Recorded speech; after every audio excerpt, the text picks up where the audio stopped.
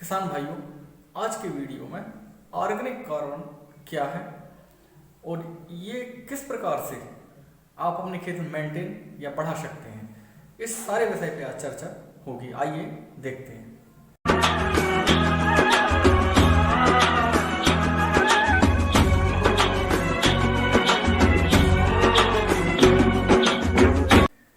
नमस्कार किसान भाइयों, मैं राकेश बख्शी उन्नत खेती चैनल में आपका स्वागत करता हूं। जैसा कि मैंने पहले बताया आपको दोस्तों कि ऑर्गेनिक कार्बन क्या है और ये आप अपने खेत में किस तरीके से मेंटेन कर सकते हैं। तो ऑर्गेनिक कार्बन मैं कहूँगा कि जैविक खाद या ह्यूमस की मात्रा आपके खेत में कितनी है। लगातार रासायनिक उर्वरकों का प्रयोग करने से आपकी जो मृदा है वो निर्जीव हो चुकी है। उसको जीवित रखने के लिए ह्यूमस या कहें ऑर्गेनिक कार्बन की मात्रा बहुत आवश्यक है कि आपकी 0.05% से ऊपर होनी चाहिए।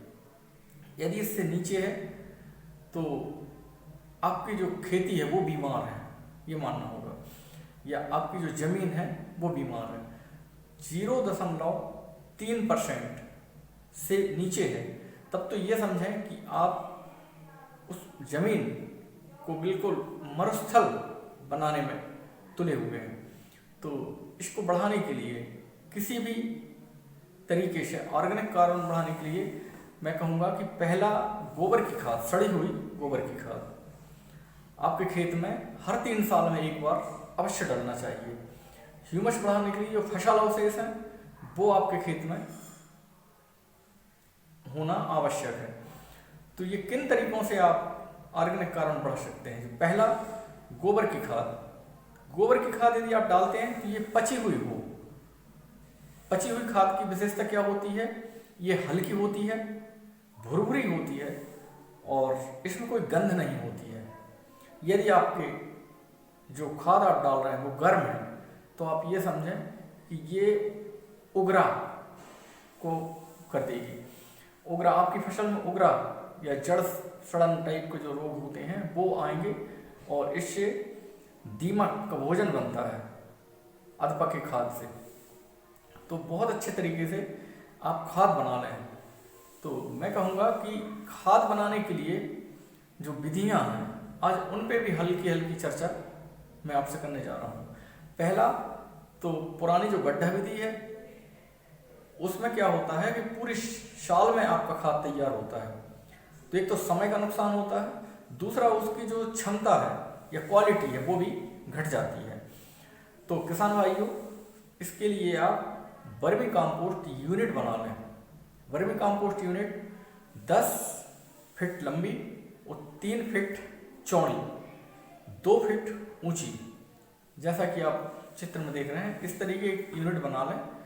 और इसमें सबसे पहले नीचे जो है घास फूस या जो भी आपकी गौशाला से अवशेष निकलते हैं वो डाल दें। उसके बाद 1 फीट ये कचरा हो जाने के बाद 1 फीट ऊपर 15 दिन सड़ा हुआ गोबर का खाद, मतलब 15 दिन जो उसकी गर्मी निकल गई हो वो गोबर इस पे आप डाल दें और टाट पे इस पे पानी चला के टाट से ढक दें और केंचुआ छोड़ दें। तो इससे क्या होगा कि बहुत ही उत्तम किस्म की खाद लगभग 60 दिन में बनके तैयार हो जाएगी। दूसरा तरीका है वेस्ट डिकम्पोजिशन से आप गोबर की खाद तैयार कर लें।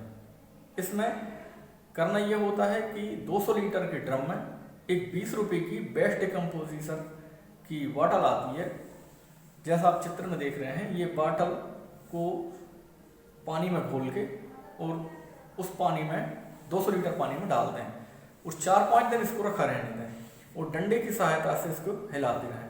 जब आप हिलाएंगे तो इसके ऊपर एक फफूंद टाइप की सफ़ेद सफ़ेद जमा हो जाती है, तो वो बैक्टीरिया विकसित हो जाते हैं और इस पानी को आपके जो गोबर या जो कचरे का ढेर होता है उसके ऊपर डाल दें।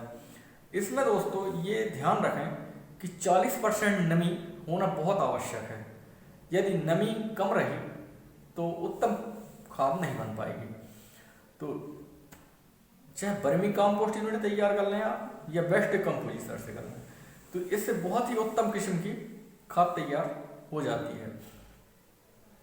इसको भी यदि आप ढक देते हैं टाट से और पानी चलाते रहते हैं, 4-5 दिन में पानी चलाते रहेंगे, तो 45 दिन में बहुत ही अच्छी किस्म की खाद बन जाती है। इस खाद में पहली चीज़ ये होती है कि ये हल्की होती है, दूसरा ये गर्म नहीं होती, ठंडी होती है, तीसरा इसमें किसी भी किस्म की गंध नहीं होती है। तो इस प्रकार की पकी हुई गोबर की खाद जब आप अपने खेत में डालते हैं तब आपकी फसल के लिए वो बहुत ही उपयुक्त या अमृत का काम करती है। ऐसा कोई रासायनिक उर्वरक तैयार नहीं हुआ है जो इस खाद के सामने टिक पाए। किसान भाइयों, जब रासायनिक उर्वरक आप डालते हैं तो उसमें सभी किस्म के अलग अलग किस्म के जो रासायनिक उर्वरक हैं वो डालने होते हैं आपको, जबकि इसमें नाइट्रोजन, आयरन, फास्फोरस, पोटास, जितने प्रकार के भी पोषक तत्व हैं वो सारे उपलब्ध होते हैं। इसलिए आप वर्मी कंपोस्ट तैयार करके अपने खेत में जरूर प्रयोग करें। इसके आगे कोई भी रासायनिक उर्वरक नहीं लगते हैं। ऑर्गेनिक कार्बन बढ़ाने के लिए जो दूसरा साधन है, हम कहेंगे कि आपकी फसल के बीच में जो नींदा या खरपतवार उगते हैं उनसे भी ऑर्गेनिक कार्बन बढ़ाया जा सकता है। तो जो खरपतवार है वो आपके दुश्मन नहीं है दोस्तों, उनको निकाल के यदि आप अपने खेत में डाल देते हैं और सिंचाई चलती रहेगी तो उससे क्या होगा, जब वो सड़ जाते हैं तो उससे भी ऑर्गेनिक कार्बन बढ़ता है। लगातार रासायनिक नींदानाशी जो डालते हैं आप, वो फसल को आपको बिल्कुल बंजर कर देते हैं, कहना चाहिए बंजर भूमि में तब्दील कर देते हैं। तो भूल कर भी रासायनिक खरपतवार नाशी का प्रयोग खेती में ना करें, इससे फसल भी प्रभावित होती है और आपकी मृदा का स्वास्थ्य भी खराब होता है। तो जो खरपतवार निकलते हैं उसको यदि हाथों से या मैनुअल लेबर लगा के या हल या बखर या ट्रैक्टर से आप उसका नियंत्रण करते हैं तो जो हरे पौधे खरपतवार के रूप में उगते हैं वो आपकी मृदा का स्वास्थ्य सुधारते हैं। एक तरीका ये भी हो सकता है। दूसरा, आग न लगाएं दोस्तों। यदि आप अपने खेत में आग लगाते हैं तो जो फसल अवशेष हैं, जो पराली है या गन्ने की पत्ती है, ये सारी चीज़ों से उत्तम किस्म की ऑर्गेनिक कार्बन आपके खेत में बढ़ती जाती है, जिससे आपकी जो मृदा है उसका स्वास्थ्य अच्छा रहता है। ऑर्गेनिक कार्बन की कमी से दोस्तों आपकी फसल पीली और चमकदार नहीं होगी, जबकि यदि आपके खेत में ऑर्गेनिक कार्बन की मात्रा अच्छी है तो आपकी जो फसल की पत्तियां हैं वो चौड़ी, हरी और चमकदार होंगी, और साथ ही इसमें रोग निरोधक क्षमता भी आपकी फसल में अच्छी होगी। कई बार आपने देखा होगा कि बहुत से रोग, जैसे सफ़ेद मक्खी का जो प्रकोप है, वो भी यदि आपके ऑर्गेनिक कार्बन में मात्रा सही है तो सफ़ेद मक्खी का प्रकोप जो है वो कम हो पाता है। यानी आपकी फसल में इतनी क्षमता होती है कि वो वायरस को अपने ऊपर हावी नहीं होने देती, अटैक नहीं कर पाता वायरस जो है, जो सफ़ेद मक्खी फैलाती है, पीला मोज़ेक वायरस, येलो वायरस जो है। तो इसलिए आपको ये नितांत आवश्यक है कि आपके खेत की मृदा का स्वास्थ्य उत्तम हो। इसके लिए ऑर्गेनिक कार्बन की हमेशा चिंता करते रहें, आप बढ़ाते रहें। आपकी जो फसल है उसका उत्पादन, यदि आपकी ऑर्गेनिक कार्बन सही है तो आप ये मान लें कि लगभग 40% उत्पादन आपको अधिक मिलेगा, और यदि कम है तो आप कितना भी रासायनिक उर्वरक डाल लें लेकिन वो आप जो उत्पादन की आशा करते हैं वो नहीं मिल पाएगा। तो इसलिए गोबर की खाद हो, फसल अवशेष हो, या किसी भी विधि से आप अपने खेत में ऑर्गेनिक कार्बन की मात्रा को निश्चित करके रखें तो आपको अधिक उत्पादन मिलेगा। और हमारे डॉक्टर पहलवान कृषि विश्वविद्यालय जबलपुर में हैं, उन्होंने एक बार बताया था कि पहले बड़े आदमी इस तरीके से माने जाते थे कि इनके पास इतनी ज़मीन है, इतनी जायदाद है, लेकिन आज की स्थिति में बड़ा आदमी वो कहलाएगा जिसके खेत में 0.07% ऑर्गेनिक कार्बन की मात्रा है।